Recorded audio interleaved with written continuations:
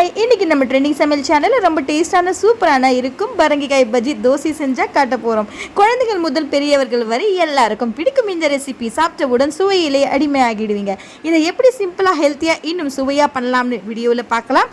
அப்படின்னா வீடியோவை கிட்டத்தட்ட ஸ்கிப் பண்ணாமல் பாருங்கள், கடைசி வரைக்கும் பார்க்க மறந்துடாதீங்க. வாங்க போகலாம்.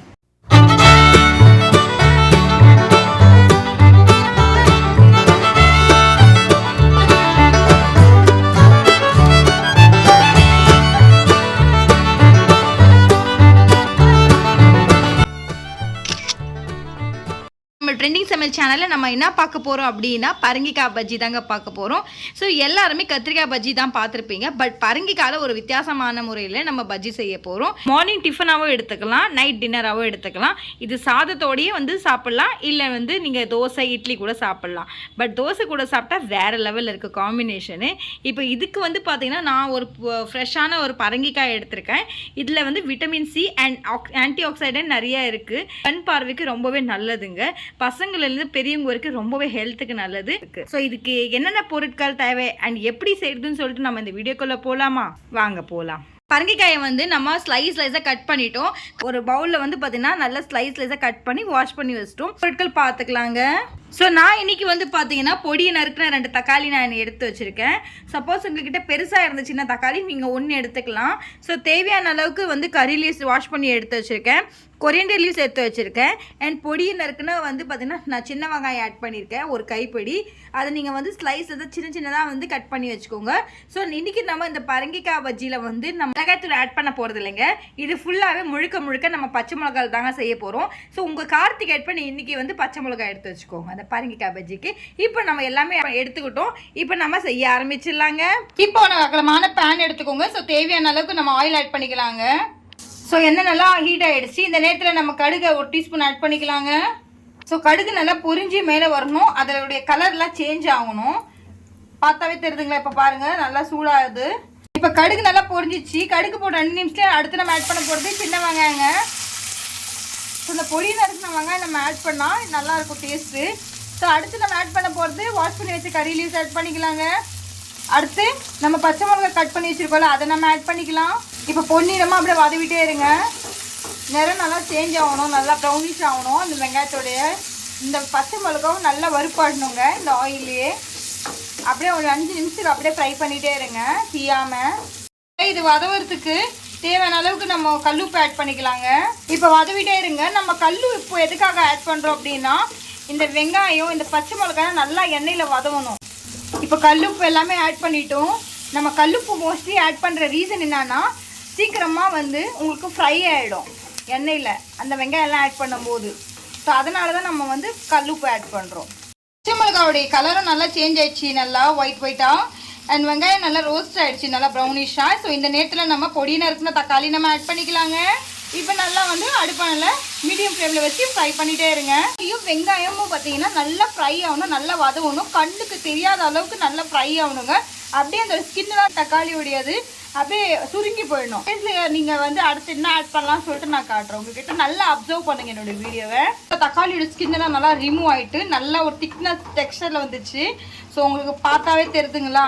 நல்லா பாருங்கள், நல்லா திக்னஸாக ஆகிடுச்சு. இந்த மாதிரி ஸ்கின்னெல்லாம் ரிமூவ் ஆகி இந்த பச்சை மிளகாய் நல்லா பார்த்தீங்கன்னா வதவிடுச்சு. ஸோ இந்த நேரத்தில் நம்ம ஆட் பண்ண போகிறது பரங்கிக்காங்க ஸ்லைஸ் பண்ணி வச்சது, அதை நம்ம ஆட் பண்ணிக்கலாங்க. இப்போ நல்லா ஒரு 2 மினிட்ஸ் அப்படியே வதவிட்டே இருங்க. அந்த மசாலாவுடைய சாரெல்லாம் அப்படியே இந்த பரங்கிக்காயில் இறங்கணுங்க. ஃப்ரை ஆகிட்டு இருக்குது. ஸோ இந்த நேரத்தில் நம்ம வாஷ் பண்ணி வச்ச கொரியண்டர் லீவ்ஸ் நம்ம ஆட் பண்ணிக்கலாங்க. இப்போ ஆட் பண்ணிவிட்டு நல்லா மிக்ஸ் பண்ணிவிடுங்க ஒரு 2 நிமிஷத்துக்கு. ஸோ அடுத்து நம்ம ஆட் பண்ண போகிறது மஞ்சத்தூள் ஆட் பண்ணிக்கலாங்க. இப்போ நல்லா மிக்ஸ் பண்ணிவிடுங்க. ஸோ இந்த நேரத்தில் நம்ம ஆட் பண்ண போகிறது 1/4 லிட்டர் தண்ணி ஊற்றிக்கலாங்க. பரங்கிக்காய் எடுக்கிறீங்களோ அதுக்கு தகுந்த மாதிரி நீங்கள் தண்ணி வேகிற அளவுக்கு ஆட் பண்ணிக்கோங்க. தண்ணி பத்தலைன்னா நீங்கள் அதிகமாக கூட ஆட் பண்ணிக்கோங்க.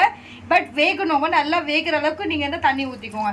இப்போ நல்லா வேக விடுங்க. அடுப்பை நல்லா ஸ்டவ்வை ஆன் பண்ணிவிடுங்க, நல்லா ஸ்பீடில் வச்சுருங்க. இப்போ தேவையான அளவுக்கு நம்ம கல்லுப்பு ஆட் பண்ணிக்கலாம்.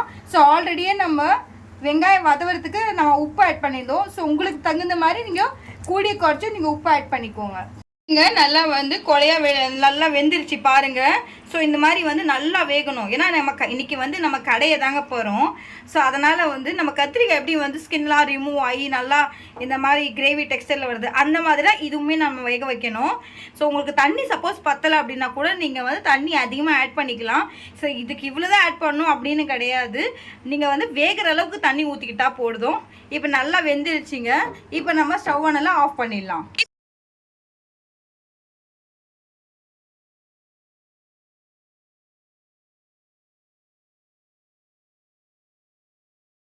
வந்து ஒரு மண் சட்டி எடுத்துக்கலாங்க. மண் சட்டியில் எடுத்து ஸோ தண்ணி நம்ம தனியாக ரிமூவ் பண்ணிடலாம்.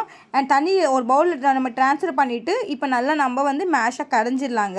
இப்போ பாருங்கள், இந்த மாதிரி கரண்டியில் வந்து ப்ரெஸ் பண்ணி வாட்டர் தனியாக ரிமூவ் பண்ணிவிடுங்க. அண்ட் சப்போஸ் பிகினர்ஸ் யாராச்சும் இருந்தாங்க இந்த ரெசிபியை ட்ரை பண்ணுறாங்க, வாட்டர் ரிமூவ் பண்ணியிருக்கோம், ஸோ கரண்டியில் இந்த மாதிரி ப்ரெஸ் பண்ணி நீங்கள் வாட்டர் எடுத்து தனியாக ஒரு பவுலில் வச்சுட்டு அதுக்கப்புறமா ஒரு மத்தை வச்சு நல்லா மேஷ் பண்ணியிருக்கு. ஸோ நீங்கள் மோஸ்ட்டாகவே கத்திரிக்காய் பஜ்ஜி தான் செய்வீங்க. பட் இந்த மாதிரி கொஞ்சம் டிஃப்ரெண்ட்டாக ட்ரை பண்ணுங்கள், நல்லாயிருக்கும் உடம்புக்கு. ஏன்னா இதில் நிறைய கேலரிஸ் இருக்குது, கண் பார்வைக்கு ரொம்பவே நல்லதுங்க. நல்லா இதை கடைஞ்சிருங்க. அப்புறம் ஆனால் வந்து நல்லா மசிஞ்சிட்டோம் பாருங்கள். இந்த மாதிரி மசிஞ்சு பார்க்க எவ்வாறுங்களா ஃபுல்லாகவே மசிஞ்சிட்டோம். நான் சொல்கிறபடியே நீங்களும் இன்க்ரீடியன்ஸ் ஆட் பண்ணுங்கள், நீங்களோட கண்டிப்பாக என்ஜாய் பண்ணுவீங்க. இப்போ நம்ம அடுத்து வந்து ஒரு தோசையை சுட்டு நம்ம சர்வ் பண்ணிடலாங்க.